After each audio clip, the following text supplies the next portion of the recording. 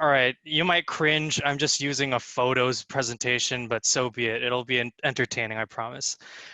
So could you guys still see my screen? Yeah.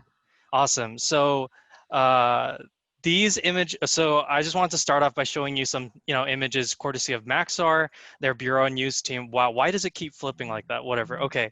So COVID-19 has impacted the world tremendously. As you can see, it has unfortunately taken a lot of lives. It restricted a lot of movements globally and locally. It basically put a pause and constraint to, everyday lifestyle, from going to the grocery stores all the way to flying internationally or domestically.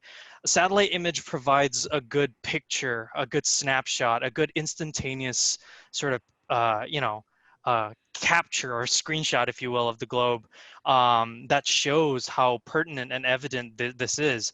I'm just flipping through some satellite photos of, this is the Denver International Airport in Colorado. You can see that the parking lots and the main terminals have decreased a lot in terms of vehicular activity.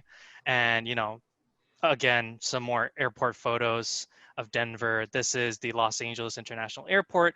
You can see that when it was operational, there's planes in the runway getting ready for takeoff or landing. There's a lot of movement and about, and then fast forward, everything is sort of stale and lackluster in movement. This I thought would be pretty cool. Satellite image of Mecca. Again, apologies if I offend any fellow Muslims. I'm a Muslim as well. The government authorities frown upon us to take photos, but let's face it, every person who goes to Mecca for pilgrimage takes photos and a selfie as well. So why not some satellite image? You can see that they are even socially distancing around the Kaaba, which I thought was pretty interesting. Now on to the topics. Firstly, in Wuhan, China, we saw a construction of two emergency hospitals, both in the Wuhan province. These are 20 hectares each. So to give you an idea, imagine that an emergency hospital the size of the White House. So all the internal area that the White House encompasses is roughly 18 hectares. So imagine the size of like a hospital, the size of the White House, carved out of like forest basically, and built within 2 weeks. These were built within 2 weeks, which is ridiculous and marvelous. And what this shows is that there was a very much state-centric, top-down, autocratic approach. You can tell that China was in a state of emergency. And, of course, this triangulated with ground imagery, open source resources, such as articles, corroborate that the military even was involved in building this. So these trucks and buses and workers that you see over here, chances are a lot of these folks were military personnel as well. And this is again in the Leishanshan Hospital in Wuhan province. These were built in 2 weeks, I assure you. Even if the before image, for our purposes today, we chose a December image, but imagine that that a hospital's in the size of a White House just suddenly gets constructed in 2 weeks. Now, I talked about the triangulation and corroboration with ground imagery. Satellite imagery requires that. It requires research for context and details, as well as open source sources such as on the ground imagery, and we collaborate with these sources to give the best analysis, because satellite imagery can't say everything. It gives you a good visual, but you need the so what behind it, the whys behind it. And here the so what is that there was a huge state-centric approach to clamp down on coronavirus in Wuhan. Now, take a short trip over to Japan. This is around the Imperial Palace. These are road networks connecting east, west, and south and north across, Tokyo. And we saw a steady decrease in traffic. It might not be, as visual as the construction of the emergency hospital, but clearly over here you can see a decrease. And to compare apples to apples, we've went ahead and found weekday imagery that were taken roughly around the same time, roughly around 2 p.m. UTC. And so this shows a steady decrease, and it shows the domestic debate in Japan. There was a domestic debate in Japan whether, you know, the Japanese government was being a little lackadaisical about their response to coronavirus. And also an interesting debate culturally, in that people were saying how the work culture in Japan was very much traditional, hierarchical, face-to-face in the office building work culture. And that sort of restricted the Japanese society's sort of acceptance to go to work from home. You know, I don't claim it because I don't, you know, I'm not of that culture, but there are a lot of articles online and a lot of folks talking about how this hesitancy to move from work from home is due a lot to the office culture and the work culture in Japan. And again, I spoke about triangulation and satellite imagery analysis. That's where we were able to get the so what, the context behind it, because we can't tell by satellite imagery, you know, what are the factors that is causing this steady decrease. Oops, sorry, that was my alarm for the 5-minute mark, but I promise you I will shut up very soon. Now we take a flight over to Turkey and Greece, the border crossing. A perspective and topic that not many people are aware of is how COVID-19 really hindered and restricted the movement of forced migrants, of refugees around the world. And this is very important for policy, especially for development and prosperity. This is the border crossing between Turkey and Greece, not a particularly well-known one, but one that is easily accessible via land. And so you see a steady buildup of forced migrants. You know, a lot of folks from Syria, a lot of folks from Turkey, that they set camp over here, hoping to pass to the EU via Greece. Now, unfortunately, with COVID, you know, concerns rising up, this was in March 14th, as you can see. Unfortunately, a lot of these forced migrants were again forced to move back to Turkey, you know, to avoid any detrimental, you know, COVID circumstances. So a lot of these folks had to be bussed back. So here you see roughly, you know, 1,000 plus forced migrants in tents, cars waiting to bus or pass through to the EU via Greece. But then you see a slight decrease over here because a lot of these folks were having to, you know, be bussed back to Turkey, be at the Istanbul bus terminal, because people were wary of, you know, COVID impacting these folks. And you know, I think these are some glimpses of how COVID-19 impacted the world. I thought these were interesting topics and perspectives that might not be so evident or so, you know, visible to the open eye as per se, you know, New York being completely empty and being a ghost town. I think these were very interesting topics that I was fortunately able to collaborate with a lot of the programs within CSIS and experts. By the way, I don't claim any specialized knowledge in any of these topics. It was through collaboration with different programs in CSIS. To a huge shout out to them. So I think it's really interesting and fascinating how I was able to see how the world sort of changes, how this new norm became via satellite imagery. And I hope that gives you a glimpse of what satellite imagery can do, of the impacts of COVID in this short, apologies, over 5 minutes presentation I prepared for you guys. Hope you guys enjoyed it. Thanks, Bonnie. I think I did. Yeah, Bonnie. Woo, CSIS. Yeah. Claps both physical and virtual. How about that? Clap it up. Thank you so much. So next on our list, we have McKenzie Tugui, and she is a rising junior from GMU, George Mason University, studying computer science with a minor in information technology. She is a software development engineer intern at Maxar Technologies, and will be showing how those images are made. I'm joke. She'll be presenting on her internship experience. So we'll pass it off to her. Hey everybody, my name is McKenzie Tugui. Sorry I don't have a lot of pretty pictures like Bonnie did. I worked mainly back end with software and things like that. But let me get this slideshow ready for you. Okay, so I'm gonna kind of skip past my intro since Max already went over that. But I will be talking about the main project that me and a few other software engineer interns worked on this summer. We collaborated a lot together on it, and that was designing a new test framework as well as an integration test ecosystem. So just a little bit of background on this. Maxar actually used to have something very similar. We had like TVs in the office that showed dashboards of, visualizing how certain apps were doing. So somewhere along the way that either got lost or broken, and we were tasked to create a new test framework. So integration test ecosystem, an integration test is pretty much a level of a software test that allows you to take several units and combine them and test them as a group.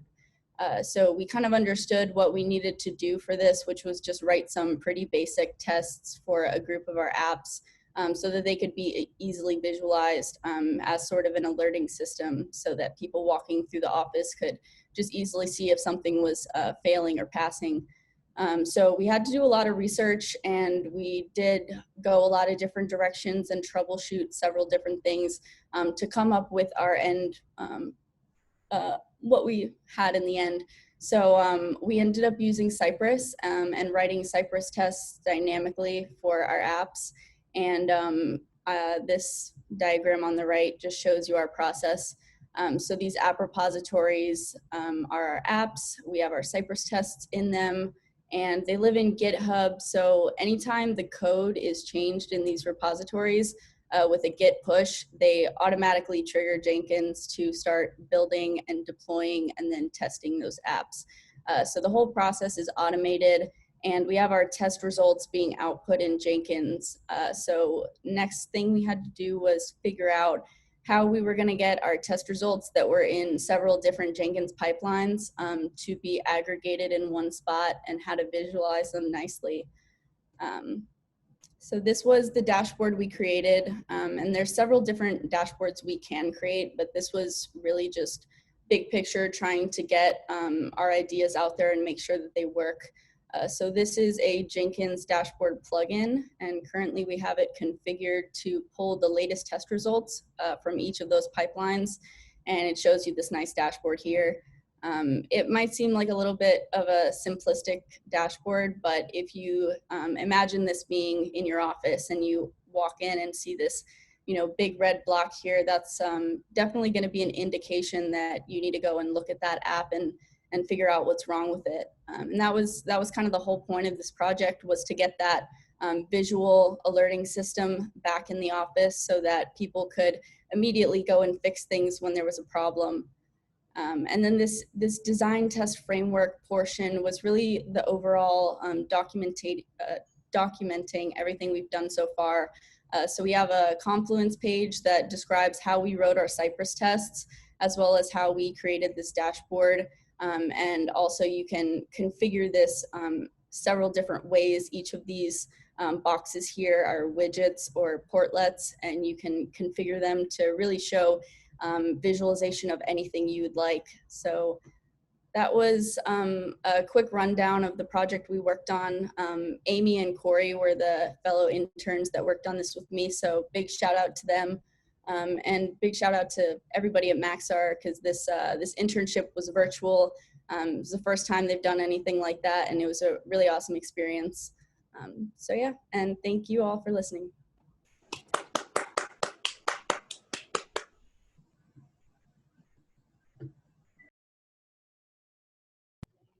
Sorry, I thought I got booted from the chat, which would have been bad. Thank you so much, McKenzie. So now I get to popcorn, and I am going to say next up is Charlie Convery, who is a student at USC, interning with the State Department's MapGive, and he'll be talking about his work with that initiative this summer. So take it away, Charlie. Let me share my screen. There we go. Can you all see this? Good to go. Perfect. So my name is Charlie Convery. I'm a senior at the University of Southern California, majoring in international relations with a minor in geospatial intelligence and human security, and a progressive master's in public diplomacy. And I'll be talking about the MapGive initiative at the State Department and how I am a virtual student federal service member, or VSFS. So MapGive is a program within the Humanitarian Informations Unit at the State Department that is all crowdsourced, and it uses OpenStreetMap to map unmapped spaces and communities around the world. And we partner with various charities who then give us assignments of spaces in which they would like to work, and we facilitate that crowdsourcing to map those spaces. So it essentially allows people globally to get together and help humanitarian missions with the State Department, the US government, and the government and charities who are working across the globe. So here's an example of a project. This one is in Jamaica, in St. Elizabeth. So you can see here how you essentially, like, you get together with whoever's volunteering, you take a quick 5-minute tutorial about how to map. The imagery is already provided and the zone in which you'll be mapping. And this specific task needed information on buildings so they can better estimate on who lives there, how many people, so then they can provide better humanitarian assistance. So we have volunteers map these buildings and then also map the roads, and they're classified within OpenStreetMap to give that information. And so to do this, we have mapathons, where this is one I hosted at USC in Los Angeles before COVID, obviously, where I got a bunch of people together in a room. We all pick a task together and everybody maps for the same cause, where we can get up to 30 or 40 people all working with the Red Cross and the State Department to map a certain area. This one specifically was in South Sudan. And you can actually complete the tasks. If you have enough people working for maybe an hour or an hour and a half, you can fully map the region that needs to be mapped. So I've been doing this since August, but I want to talk specifically about what I was doing this summer, which then needs me to explain Delta Phi Epsilon, which is a student organization that I run at USC. We're the Foreign Service Society. We have 107 passionate, globally minded members who are normally either international relations or political science majors, but we also have kids from all majors across campus. And we had a problem in that after COVID, a lot of internships and opportunities were canceled or phased online or limited in their capacity. So I recognized that I had a lot of members who were looking for ways to volunteer and help humanitarianly. So I combined my work at the State Department with DPE, Delta Phi Epsilon, to create a new summer virtual student federal service program with the State Department, where we got 12 DPE students together to become MapGive interns, and I helped facilitate the team. And I wrote assignments where they could learn GIS, because a lot of them had never worked with GIS, or they're environmental science majors and they barely talk about it in their classes. So we taught them GIS, how to map, what the HIU does, and we worked on MapGive projects. We hosted 3 mapathons, as well as verification assignments, and where they could learn Mapillary and OpenStreetMap and JOSM and all these different softwares, so then they could better help the State Department in mapping these humanitarian missions. And we conducted research and tested software as well that the State Department is looking at using in the future. Instead of just OpenStreetMap, we're looking at here specifically as Mapillary, of using that street level data to gain better information about the communities, so that these humanitarian projects can basically narrow focus and better provide to these unmapped spaces and communities. So that's what I've been working on since August. And then just this summer, we had this brand new program. Normally the State Department doesn't do virtual student federal service programs, which is where anyone can apply and then you remotely work. And this was established before COVID.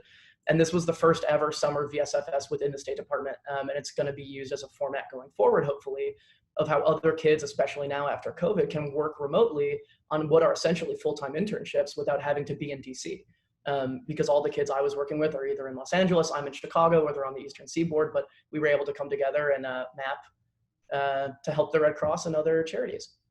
So here's some contact info. If you want to learn more about MapGive, here is the email and the website and the Twitter. Here is for DPE. If you're ever looking for interns, it's a great community. And then here's my personal info on if you want to know more about MapGive or what I do at the State Department. So thank you for your time.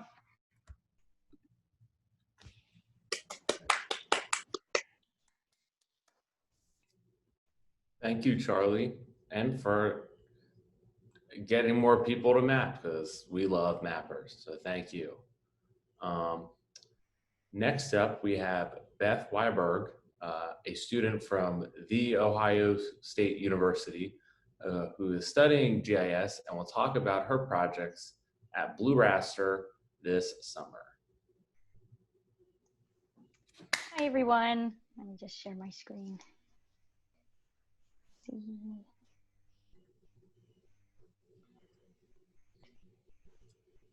Ooh. All right, can you see my screen now? Okay.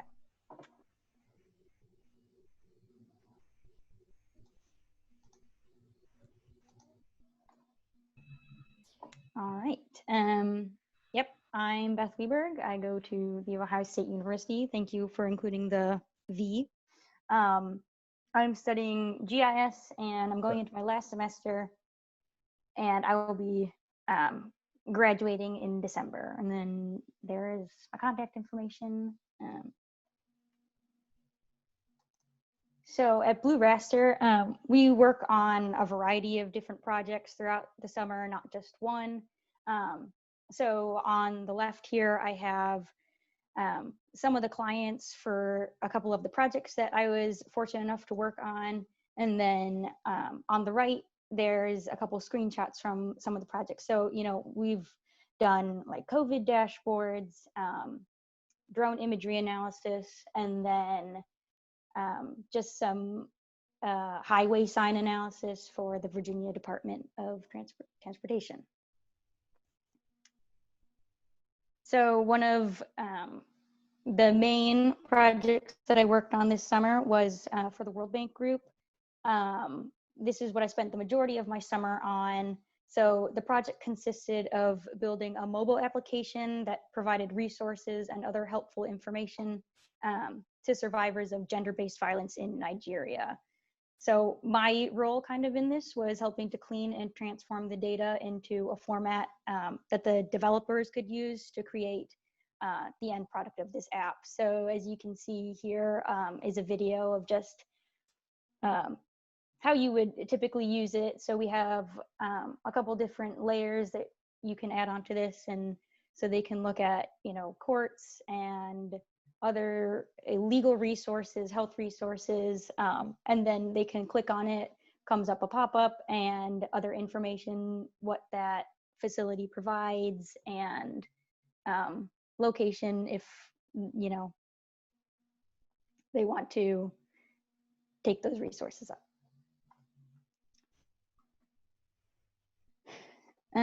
So key takeaways from my internship. This was a very different internship than I think what a lot of people are used to. It was virtual, which was the first time I've done that. But I really learned a lot, especially in becoming more flexible and just adaptable in a work environment, and especially, you know, in communication.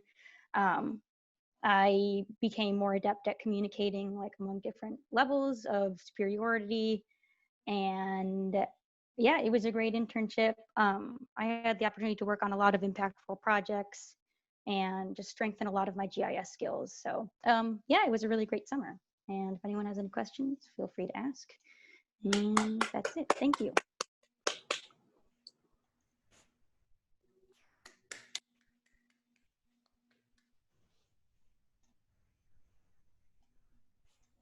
All of the clapping. Thank you so much. We are going to keep it in the BlueRaster house and pass it on to Luke Watson Schrarer. He is a senior at Clark University, majoring in GIS with minors also in economics and political science. And he too will be talking about the projects he worked on this summer at BlueRaster. So take it away. Hello, everyone. I'm about to share my screen in a second. So my name is Luke Watson Scherer. I'm from Philadelphia, Pennsylvania, and I go to Clark University, but I am currently still studying GIS, as he mentioned, and working for BlueRaster this summer. So for my presentation today, I'm showing off the first project I got to work on this summer. As Beth mentioned, we were really privileged to be able to dabble and work on a lot of different things and gain a lot of different experiences. So this project was a story map we did for the Meridian Institute, which is called Juntos por los Mares y las Costas de Yucatán, and it's entirely in Spanish. And part of the reason why this project for me was really cool was, one, being able to use Spanish professionally. My family's from Nicaragua, and it's really cool to actually be able to kind of integrate it into a GIS space, especially when I had never done that before. So it was a really enriching experience, especially from day one when I was not expecting to use that on my first day. So for this project, one of the big purpose of it was to really show how the Meridian Institute is working along with a lot of other stakeholders in the region to show sustainability projects, specifically around ocean policy, mariculture, and looking around coast and how to better improve these communities through economic sustainability, environmental sustainability, and more. So one of the big ways that this project was really unique is the way that projects were broken up. They were divided up by the Sustainable Development Goals, as the United Nations list out 17 of them. And what's really cool is that they're all broken up in the different sections. So one of them looks specifically at sustainable fisheries, which would be sostenibles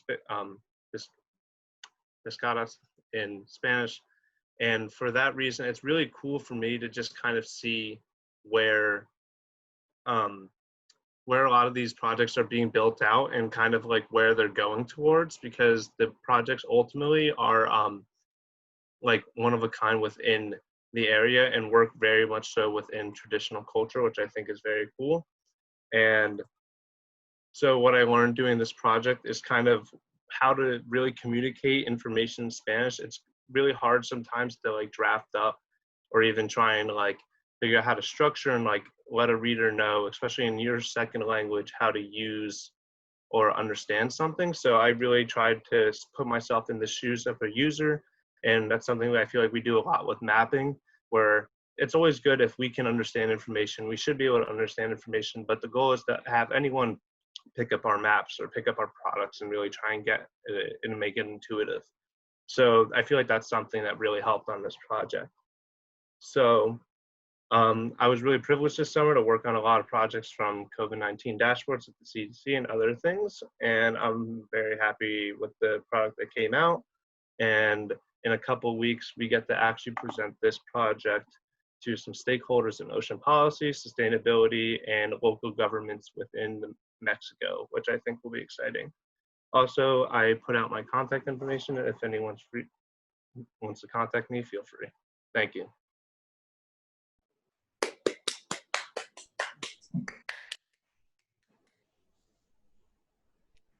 Thank you so much, Luke. So, Tom, Max. a late addition. Yes, Josie Allenby. So Josie, would you like to introduce yourself? Yes, sorry, I'm Josie Allenby. Here, let me, hold on one second. Sorry. Sorry, I'm so sorry. Okay, so, No problem. Hi, I'm Josie Allenby. I'm a rising sophomore at the University of Mary Washington, and I'm studying geography with a GIS certificate. And this summer, I was a data science intern with Maxar.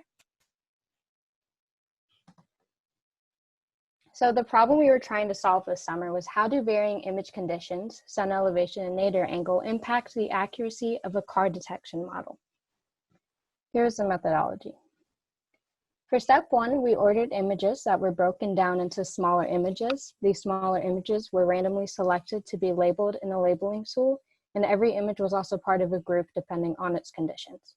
For step two, we collected ground truth data and conducted labeling, referred to as ground truth annotations, of over 12,000 cars. In step three, we ran a car model that would infer where the cars were in the image. And finally, for step four, we calculated the mean average precision at three different intersection of union values, 0.75, 0.5, and 0.25. The imagery we used was broken into four groups. Group one was standard condition, having high sun elevation and low off nadir. Group two is directed towards low sun elevation. Group three targeted a high off nadir angle. And lastly, group four was the opposite to group one, having a low sun elevation and a high off nadir This group also contained our only Worldview 4 image. Here's an example of before and after inferences. The blue represents our ground truth and the red represents the car model's inferences. To the middle left, you can see that it caught something we missed, and then on the bottom, you can see that it missed something we caught. Here's the results. This graph shows the different MAP values per IOUs. Again, we measured for values 0.75, 0.5, and 0.25. We originally trained the model without a lot of training data, and something to consider is that cars are very small objects. And so for those reasons, we were largely focused on the MAP with an intersection of union 0.25. For our results, we can see that the car model performs well when either sun elevation or nadir vary outside of standard conditions, but when both sun elevation and off nadir are outside of standard range, the model doesn't run as well. Coming to the final slide of my presentation, this graph shows how many annotations were per group. If there were more time at internship, we would have liked to look into rerunning some of the groups to make sure the quantity of ground truth is consistent across all groups, as well as creating a separate group for Worldview 4 to see how the model would run over those images independently. Thank you.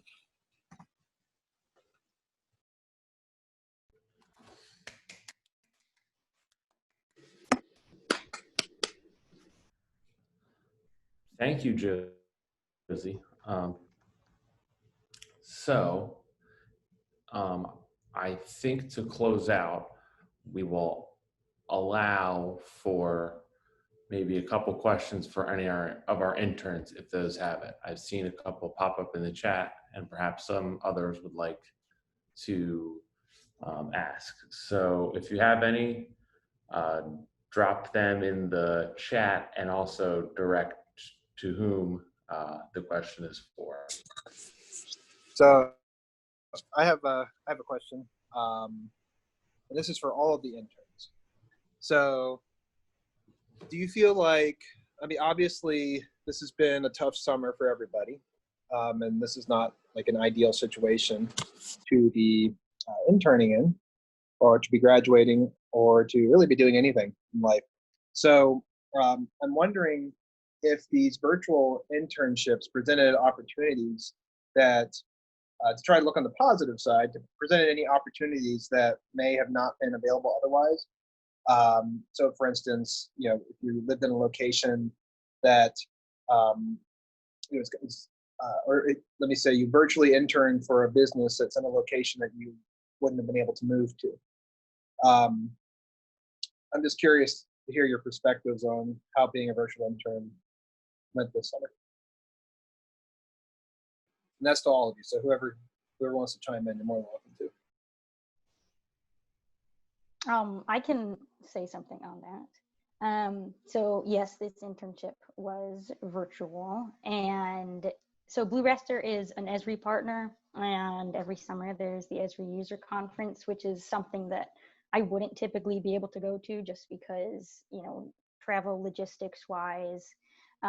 But since it was virtual this year, it was something that I was able to go to and attend some of the sessions, which was really cool and interesting because that's not an experience that I would have had otherwise. So that was kind of my positive take on things for the summer. But here, you get a high five because you tried. Grown man. You're not a grown man, you're a 5-year-old. Grown 5.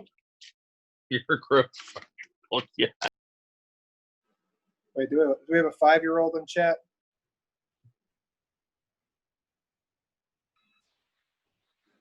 Anybody else want to add your thoughts? Yeah, I live in Herndon, Virginia, and the team I was working with was in Westminster, Colorado. So being able to work from home was really great, and I'm really thankful that they allowed me to still, like, I still had people in Herndon I could work with, but the majority of the team was in Colorado, so it was very nice to be able to work with them. I already mentioned this in my presentation, but I, you know, all things considered, ended up in a pretty good position in that I was already working remotely as of last August. So nothing really fundamentally changed come the spring when like, yeah, I did have other things fall through, but I knew that by being a virtual student federal service member that like my work would continue as normal because I already was working remotely from the team who I was interning with in DC. And then like building upon that, offering that opportunity to other students who had their internships fall through ended up being a very useful tool, because otherwise a lot of these kids would have just, maybe taken up a local job at home and not had like a professional internship. And the remote nature made it easy enough where like it was assignment based and not like based on hours per week. It was just like, here's an assignment, it's due in 2 weeks, map X amount when you can. So it was really flexible. That made it easy that if kids wanted to take on other like remote opportunities, they could do that as well. Or if they wanted to work from home or help their family, they could do that too, while also, being able to put this on their resume and learn the new GIS skills. So, all things considered, COVID did open some doors that ended up being pretty beneficial. I think working at a think tank for me, a lot of it is, like I said, working with different programs, working with different experts and different fellows. And a lot of that it's very different when it's face to face, when you're in the office and you get to really, really, talk with them and meet with them in a meeting room or whatnot and talk the project through. I think it took a little bit of time to getting used to just the norm that is now. I used to have to suit up to the office every day. Now I'm just, chilling in my university sweatshirt and, people don't care, right? And I think it just got it was a little weird, but I must say I think I do miss that face-to-face time, because I think I do better kind of presenting or like conversing my opinions or discussing when in person. There's a lot of times when it gets really, really awkward. Like, for example, if someone's cutting out or their internet is bad or just something goes wrong with these, like call softwares like Zoom or Microsoft Teams, for example, it gets really, really awkward really fast sometimes. And I don't know how to work with that. Like, I cringe sometimes. But other than that, I think the pluses I see is that a lot of these NGOs or think tanks or research institutes are being a little bit more open in their seminars. So like anyone can join in and RSVP to a presentation or a talk that one might be interested in. And so far I found it very helpful in that I can attend all these meetings without having to be without having to be physically there, and gain some knowledge back to CSIS to hopefully incorporate that into one of our products or something. I definitely agree with what you just said about having so many meetings virtually and not physically having to be there. Definitely opens up more opportunity for learning. But I was just gonna say I'm a pretty antisocial person, and even something like this presentation, if it was in person, I probably wouldn't have done it. So I think that this virtual internship and just really the new way of life being virtual is kind of benefits me personally, because I'd rather be behind a computer than face to face. But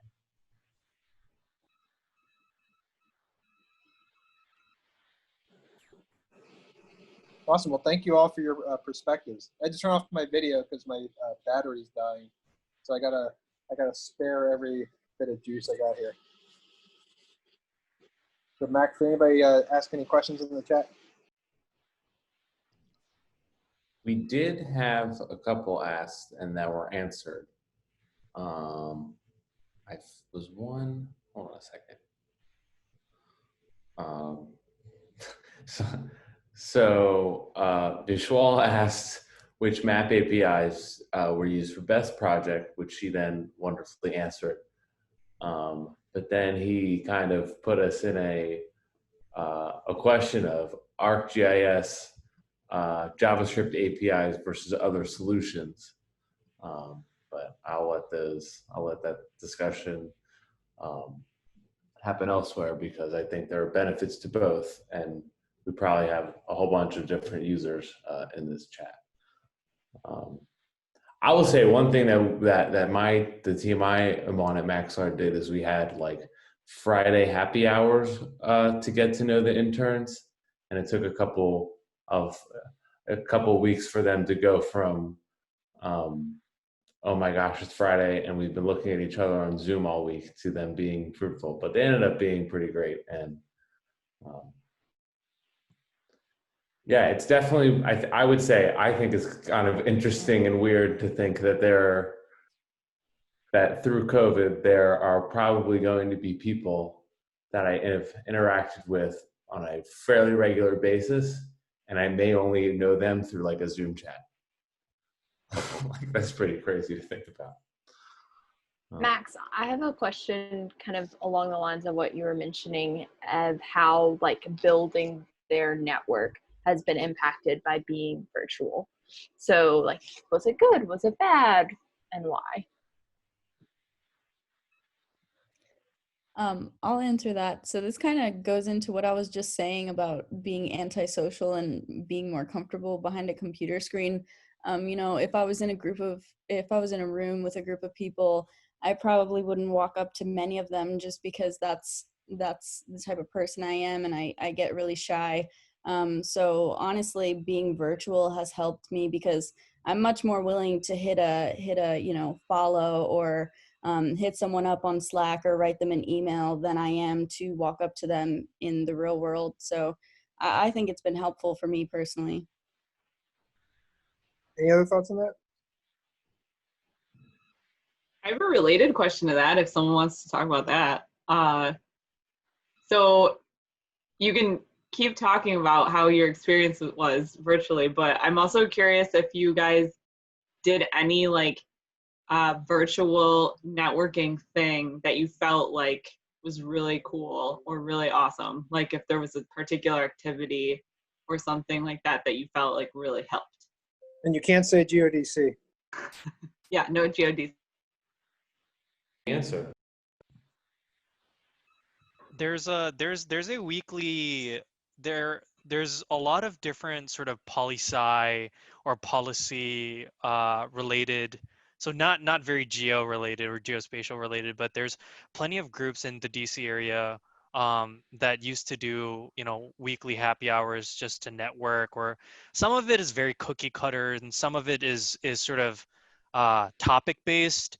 And although I kind of liked the face-to-face sort of, you know, being there in the presence of people, so I guess I'm on the other side of McKenzie. Not to say I like people all the time. You know, I'm not that extroverted, but I think what was helpful is that the virtual aspect of these happy hours meant that there were many times where they tried to break us into groups, but just because of the feasibility and whatnot, it was harder to have kind of side conversations. And so the dynamic of that change, and I kind of like that. It made it so that like we really delved into a conversation or a topic for like a good chunk of time. Whereas if it was a traditional happy hour, you know, you kind of stand around awkwardly, say hi to a person, throw around your business card, and then that's it, right? And lie that you're about to go get a drink at the bar and then not actually come back to rejoin the conversation. All right, let's be real. That's how happy hours, these networking happy hours work. But I think it was interesting to see the dynamic of these topic related happy hours turn into more discussion heavy based ones, and I really liked it. It felt like I was able to really go through the you know, I wasn't only scraping the tip of the iceberg, and I was really able to get you know, good stuff out of it, good conversations. And then it was weird because the networking seemed to be a +1, so it wasn't like the main thing for these things. It was just people kind of fed up by Corona, wanting to talk and, you know, talking these things out. And then one might network here and there later on. And so I thought that was interesting. I'm curious to ask, and this is sort of a question for all of you again, and something of a follow-up. Is there anything that you have learned from this experience that, and I'm not talking necessarily about the subject matter, but about the experience of having these remote internships, that you think everybody should know, just so they don't do something that's inefficient or annoying, or or could potentially make your jobs a bit easier, you or potential future virtual interns? I could start it off by saying I think I've developed a ranking of like virtual call / meeting software or applications, and they rank. I personally prefer Slack the best, and then Zoom, and then Teams, and then Skype for Business somewhere down the basement. And I think it's really helpful if virtual internship is this if this is the new norm. Um, I don't know. Seems petty and seems nitpicky of me, but it might be helpful to kind of streamline the comms software or apps portion of things, and just like, okay, we're going with Slack or we're going with Teams, because when our organization were doing the transition to work from home, I know there was a lot of confusion because some folks stayed on Skype, everyone moved to Teams, and then some were using Slack. And so at one point, I think people can, I don't know if the other interns can empathize, but at one point I had like 4 different call softwares installed, and I was like, which one am I supposed to use? So that was a little confusing to navigate, but other than that, I can't think of anything off the top of my head. I think that's an interesting note. I have something kind of related of like, when you're working remotely and in like a very technical aspect, like especially working with software, a lot of like the minor problem solving stuff that you could get rid of in like the office becomes a little more difficult when it's like, if you have a minor question, I need to email my boss, wait for him to reply. And it's like, it just takes time, versus like having Slack or like something that's a more casual conversation just makes things faster. Because I found myself running into like small road bumps where it's like, I just don't know like what they would want, or like, I don't know how to solve this bug. And then I had to like wait on email and reply. And generally it's like, that would either come, pretty quickly, or they're already out of the office. I was in LA, they're in DC. So it's like, they're already out of the office. There is no office, but you know what I'm saying? Like, and then I might have to wait until the next day. So like a more casual line of communication or a Slack or something, I always is always, I feel like, just a better use of time. I was going to say something along those lines as well. But I did have Slack and Zoom and things like that. But I was just going to say, a lot of times when I would, hit up my leaders or people that were collaborating with me for help, I would try to explain the, summary of my issue through Slack or something like that. And they would continue trying to Slack me and talk to me about the issue. And I just realized very early on, like, just tell them I want to hop on Zoom and I want to share my screen, because that's really the only way that I can visually learn. So just, not being scared to just be like, hey, I can't have this conversation through text. I need to hop on a call with you. Yeah, in some respects, we have to just change our social norms, because in person, we have hundreds of thousands of years of evolution to kind of figure out how to communicate with each other. But this has all been happening within the past, 20 years or so of, these instantaneous telecommunications.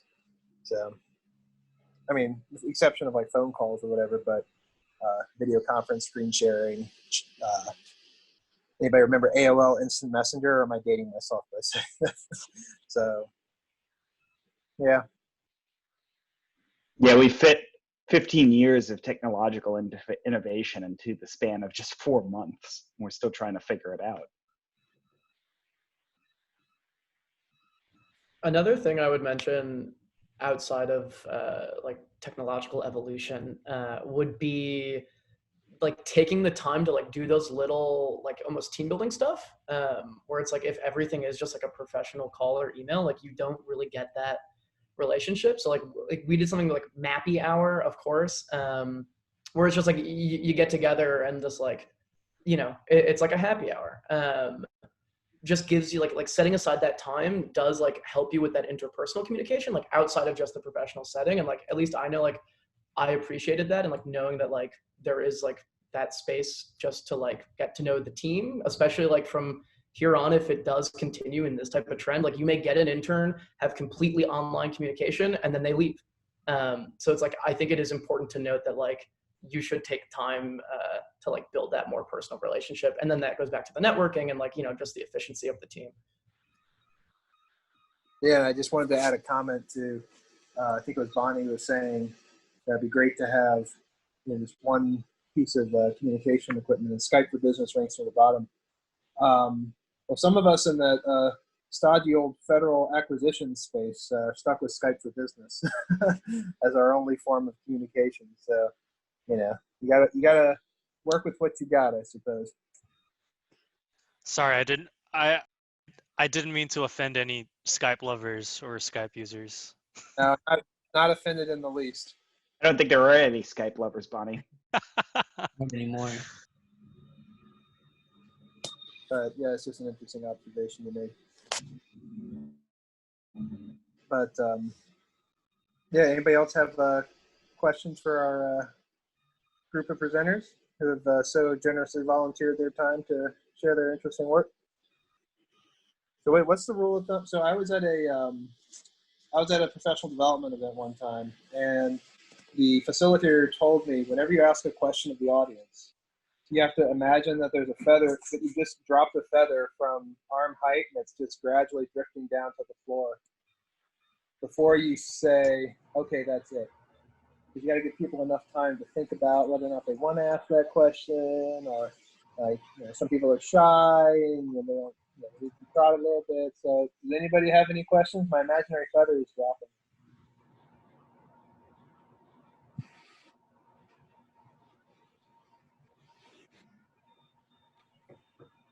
All right, Max,